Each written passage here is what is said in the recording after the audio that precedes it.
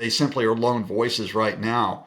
Um, and indeed, Donald Trump is not going to be stopped by anyone in Congress until the Republicans get a bit of backbone.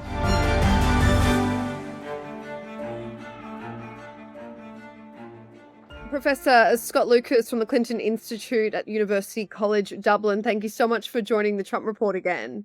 Welcome to a new week, Maddie. Good to see you. Good to have you back on. There's so much that I've missed, as our audience may have noticed. I was off sick for a few days, so a lot of these stories have kind of an accumulation of what's been going on in the last few days and the weekend. A lot has been happening in Trump land. I want to start off with what happened on Friday. The Pentagon announced that the US was sending an aircraft carrier and its strike group to the waters off South America in what has been described as an escalation of military firepower as the Trump administration continues the strike against boats that they say are carrying drugs that end up, of course, being smuggled into the United States. So far this month, there have been 10 boat strikes. At least 40 people have been killed as they've targeted drug trafficking and what they call as narco-terrorists. Scott, can you run me through why sending this aircraft carrier to the coast off Venezuela has escalated things, or it's been described as about to escalate things? Could we eventually see Venezuela or even Mexico hit back in some sort of military action? Yeah, let's start through cutting through the spin here. Uh, the USS Gerald Ford is not going down to the waters off of South America, including off Venezuela, uh, because of a war on drugs. Okay, because let's explain that. Let's figure this out right.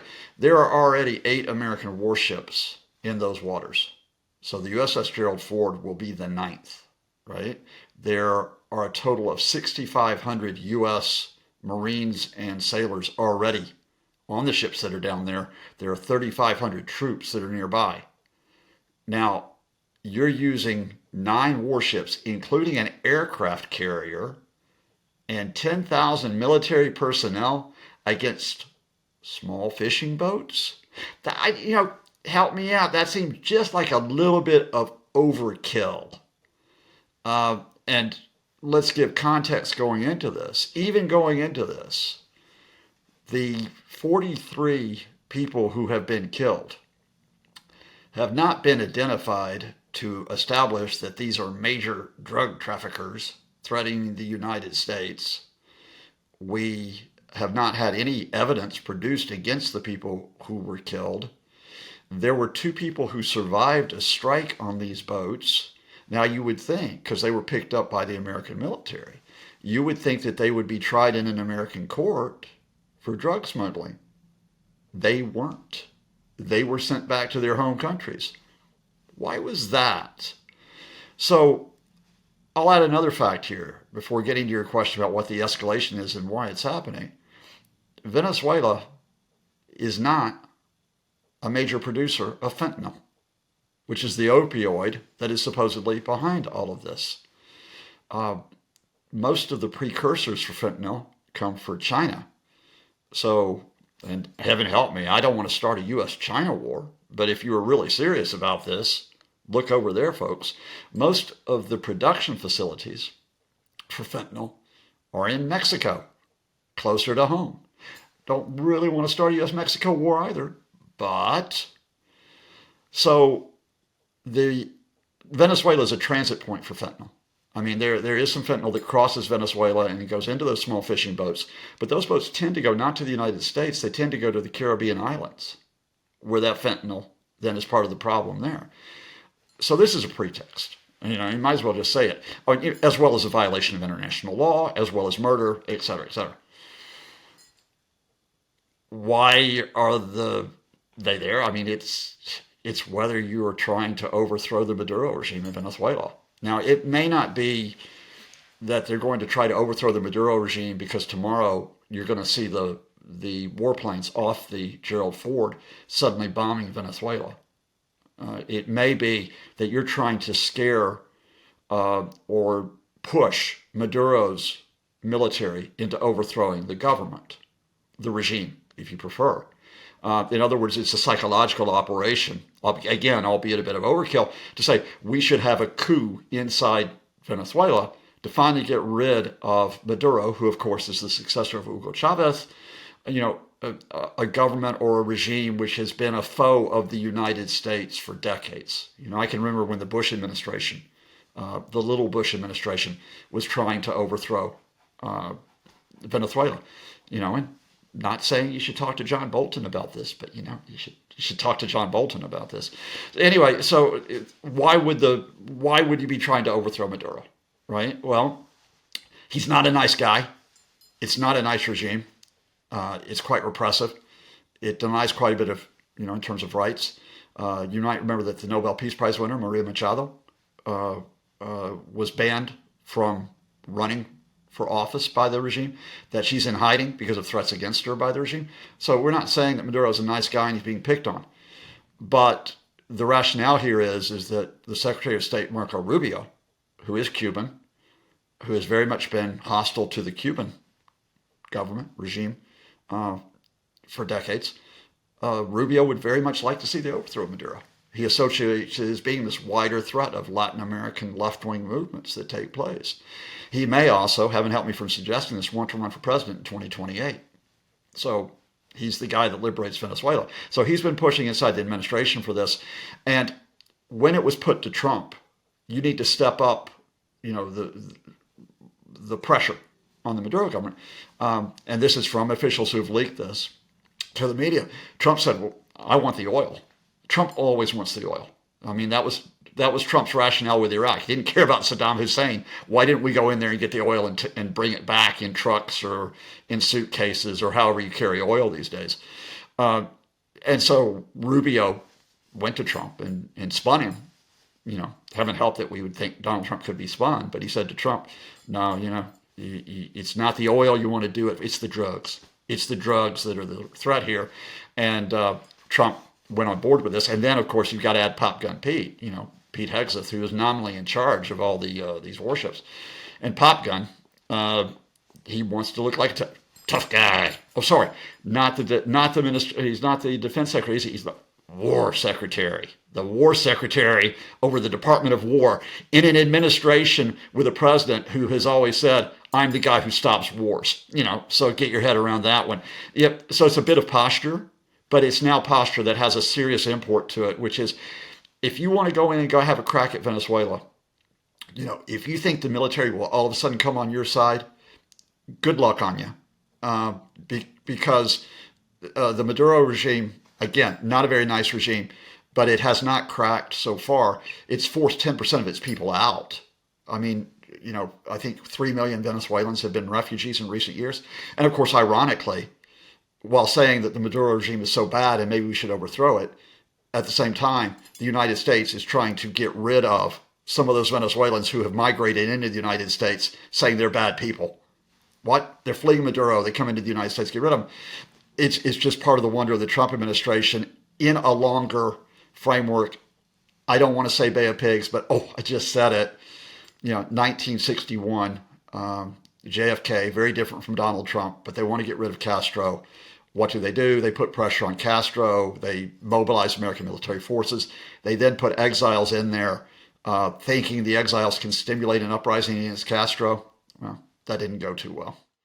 Scott, I want to get into what Rand Paul has said about this. Obviously, a Republican, he's been going back and forth with Donald Trump, not exactly agreeing with every decision Trump has been making for the administration. Here's what he said on Fox News on Sunday. He said that so far they, being the Trump administration, have alleged that these people are drug dealers. No one said their name, no one said what evidence, no one said whether they're armed, and we've had no evidence presented. Typically being something that we do through law enforcement, not the military. So at this point, I would call them extrajudicial killings. He also was talking about the fact that I guess Trump notified Congress, but he didn't seek congressional approval on any of this. So Rand Paul said that a briefing is not enough to overcome the Constitution. The Constitution says that when you go to war, Congress has to vote on it. To be clear, we've got no information. I've been invited to no briefing. So was this a very odd and unprecedented move from Trump? Yeah, but it's not odd because I think we've explained the rationale in terms of what he's doing. Yeah. But In in terms of terms of not being able to go through your own party and not being able to talk to Congress properly about it. Yeah, I mean, the precedent here is that if you're going to engage in operations of this scale, and indeed, even if you engage in covert operations, which the Trump administration has already been doing, because Donald Trump said last week, well, let's just talk about it. You're supposed to notify at the very least what are referred to the group of eight, which are the four senior Republicans and the four senior Democrats in Congress. That's been the protocol since the 1950s. It was reinforced after the 1970s, after the Watergate scandal, and Congress saying, look, we can't let the executive be unchecked. But Trump don't believe in being checked by anybody. I mean, that's just the fundamental here. I think it is a special day indeed when I agree with Rand Paul. But I do agree with Rand Paul on this one. It is extrajudicial killings, and it is certainly outside of the procedure that's there in the United States. But I I don't think Rand Paul's criticism moves the needle because Rand Paul's a libertarian. He's in the Republican Party, but he's a libertarian. I say this, boy, this would be a confession. He said I was a libertarian when I was 18 years old. Now, I don't know if it's a controversial thing to say as you think it is, Scott. yeah, I guess not. I thought, in the past it was like a horrible thing. Now it's like, oh yeah, welcome back. You can just come in and join Rand. In terms of let's legalize all drugs and let's get rid of any type of government. Oh, and by the way, you shouldn't go around, carrying out and invading foreign countries. And that is the point where, although I'm not a libertarian, I kind of converge with Rand Paul on this one. Let me keep on Rand Paul with you, Scott, because I want to get your thoughts on something else he said. He was asked by Politico this week about what's happening between Donald Trump and Thomas Massey. So obviously Thomas Massey is seeking re-election in the 2026 midterm elections. Donald Trump has publicly, I guess, ended any relationship that they've had. Rand Paul says he's backing Thomas Massey for this rerun. Politico basically asked him if he was worried, if Rand Paul was worried that what's happening between Trump and Thomas Massey could happen to him. He responded to prelude to anyone. It's a warning sign. Oppose me or any of my policies and I'll come after you. And I don't think that's good for a Republican Party. I don't think that's good for the country. So that is Rand Paul openly saying that Donald Trump's entire mantra is oppose me and my policies and I will come after you. So I'm wondering, Scott, are there cracks forming in the Republican Party, in the GOP with the team right now? I'm not sure they're big cracks though, Manny. That was the point I was trying to get to. The fact is like, Rand got onto the Sunday talk shows, and good on him for expressing his view. But he's one Republican senator out of 53, and I didn't see the other 52 jumping up and down on the talk shows yesterday. In other words, Rand Paul's an outlier, and and Thomas Massey, who we know has challenged the Trump administration on a range of issues, and especially on the Epstein files. I think Massey is an outlier right now. I think the fact here is the large majority of the congressional Republicans, not necessarily Republicans, because there are a lot who don't like Trump, but the congressional Republicans, they are, to use an old-fashioned British phrase, they're laying doggo. They're laying doggo either because they actually agree with Trump, or because they're scared of Trump, and they're scared of Trump because of their political careers. He is going to go after Thomas Massey. He's going to go after Thomas Massey, and he may go after Rand Paul, not just to go after them, but it's a signal to the others. It's like, look, I'll go after these guys, and you come out against me, you're next. Because he just wants complete latitude. Look, John Toon, who is, the Senate Majority Leader. Look, John Toon, come on out, do something, right? Do something that shows you're not just simply, carrying water for Donald Trump. We may talk about the government shutdown in a few minutes. And I haven't seen John Toon come out since he replaced Mitch McConnell. I haven't seen him say a damn thing to actually even talk about congressional responsibility in terms of dealing with Trump. He just simply, and I know John Toon, I know he disagrees with Trump on a number of issues. I can tell you why, later on. I know he disagrees with Trump on a number of issues, but he isn't going to say it publicly. So I think the fact of the matter here is that the serious issue is if we think that Rand Paul or Thomas Massey are going to stop regime change attempts in Venezuela, they're not. They're not. They simply are lone voices right now. And indeed, Donald Trump is not going to be stopped by anyone in Congress until the Republicans get a bit of backbone. The other thing that's been happening this week is Donald Trump. He's in Malaysia. He's signed final trade agreements with Malaysia and Cambodia and reached framework agreements with Vietnam and Thailand.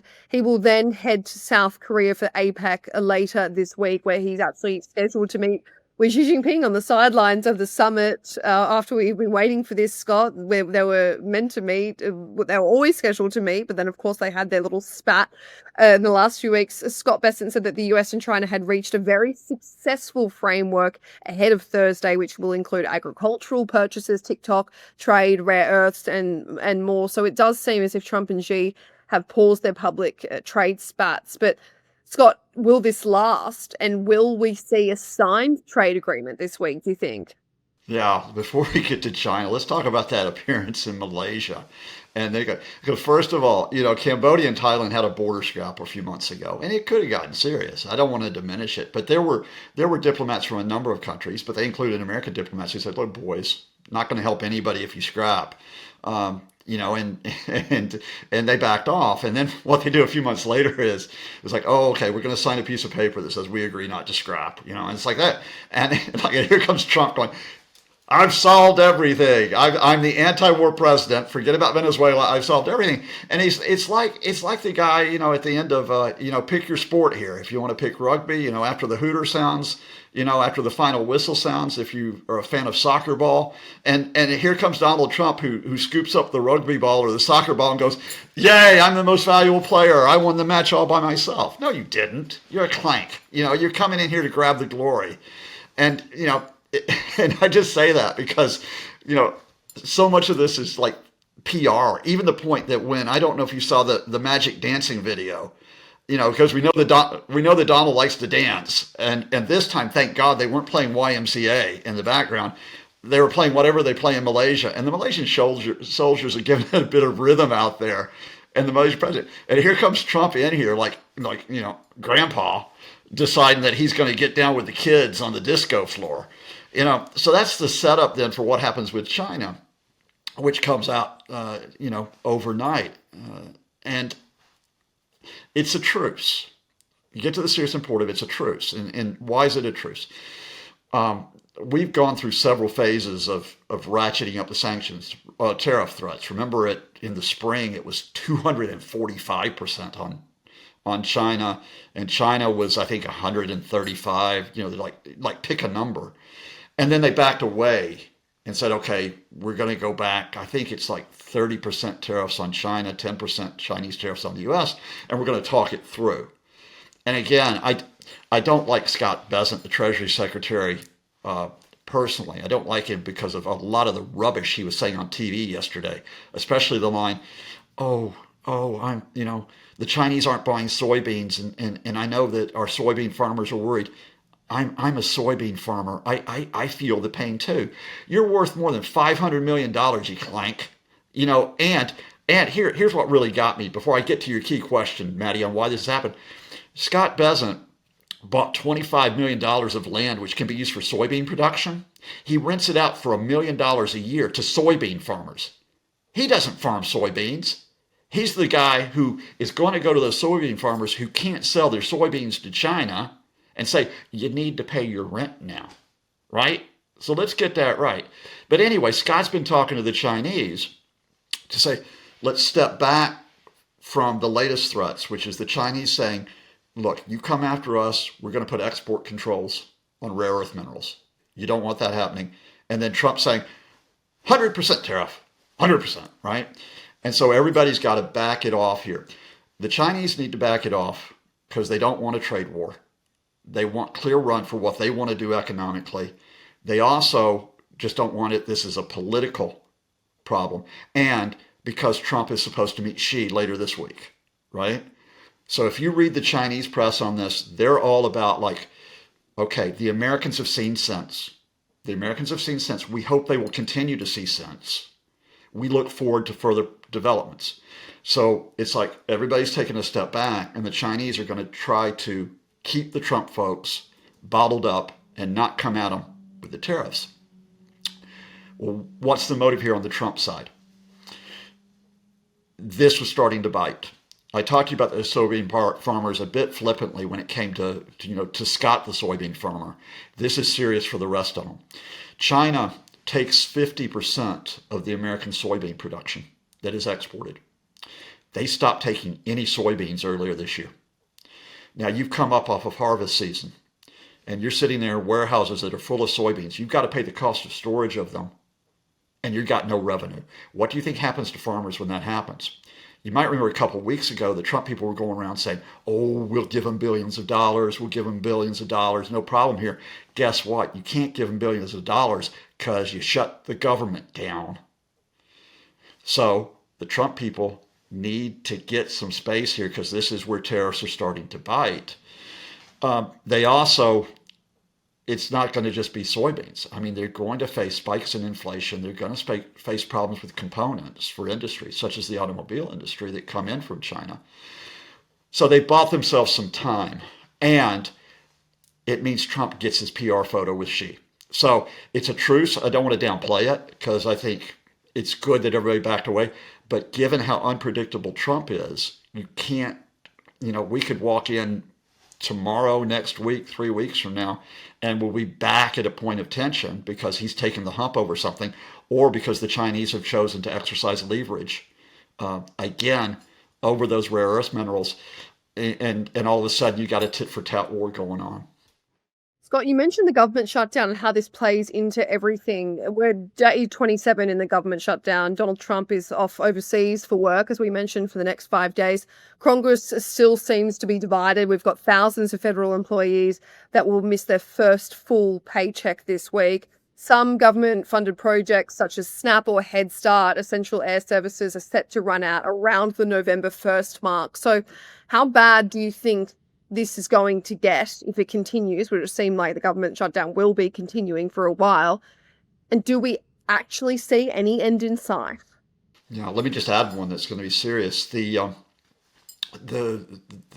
Affordable Care Act, what we know as ACA, on November 1st, effectively the subsidies end, and so that's when that support ends. The insurance companies are going to be issuing their annual statement of what your premium's going to be. Now, obviously, if the subsidies for Obamacare ends, the premiums are going to go up higher. We're looking at probably more than a doubling of premiums for most American families. So you're talking in a minimum several $100s per year that it's going to increase their monthly cost. So they're going to feel the bite on this. Health insurance has been a problem in America for as long as I've lived because the private healthcare system is just not an efficient system in delivering care to people. Obamacare was meant to deal with that, and the Trump folks are just trying to unwind that, to gut it. Well, that comes out. Then you've got people, and imagine, look, let's assume that they're on Affordable Care Act. Let's assume at the same time that they need support in terms of nutritional support, food support. Well, that SNAP program that you referred to, which is the food support, the money for that doesn't come in starting from later this month. You're talking about the Head Start for education for children. Those programs aren't funded, so you got to look like that they're going to be suspended. Federal employees don't get paid. The precedent on this is that when we had the longest shutdown before, which was during Trump's first term, some of the transport workers just, we're not going to work. We're not getting paid. We're not going to go to work. That affected airports, for example, in terms of being able to get people in and out of them. So you're going to start to see this erosion of what is the core of American services that are going to kick in. But then you're going to have like this mythical world where the Trump people are going to pretend like, oh no, everything's going to be absolutely fine. And oh, by the way, just go blame the Democrats. Well, the problem here is first of all, you got Donnie doing his dance in Malaysia, like while all these people are starting to face problems back home. How does that look? And then you got, as he likes to call it, well, he says, I'm not Mad Mike. I don't know what he is, Mystic Mike or Magical Mike. I'm not Mad Mike, Mike Johnson, the House Speaker, who won't reopen the House. He won't reopen the House to discuss anything, not just the shutdown. And so it looks like the Trumpists have just said, well, to hell with everybody here, and walk out. Now, some people still will blame the Democrats for this. That's the way politics will work. But more people are blaming Trump and his folks now than the Democrats. And I think that number just increases as this goes on because you're the party in power, damn it. You're supposed to fix things. We'll fix it. Scott Lucas, thank you so much for joining the Trump Report today. Thank you, Maddie. Good to see you back.